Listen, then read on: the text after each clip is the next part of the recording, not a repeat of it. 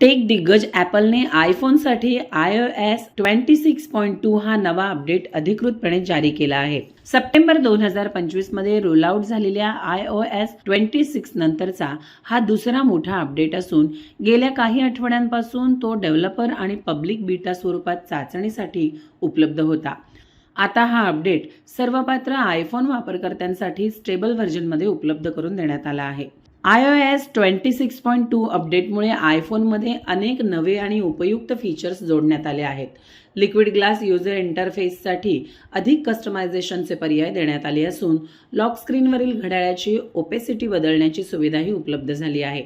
Apple म्युझिकमध्ये आता offline lyrics download करण्याची सुविधा देखील देण्यात आली असून इंटरनेट नसतानाही गाण्यांचे शब्द पाहता येणार आहेत. याशिवाय होम टॅबमधील टॉप पिक्स सेक्शनमध्ये युजर्सना त्यांच्या फेवरेट गाण्यांची प्लेलिस्ट थेट दिसणार आहे. याशिवाय ॲक्सेसिबिलिटी सेटिंग्समध्ये अलर्टसाठी स्क्रीन फ्लॅशिंगचा पर्याय, टुडे फीडमध्ये ॲपल न्यूजसाठी नवा लिंक आणि होम ॲपमध्ये मल्टीपॅक ॲक्सेसरी पेअरिंग दरम्यान एकाच सेटअप कोडचा वापर करण्याची सुविधा देण्यात आली आहे.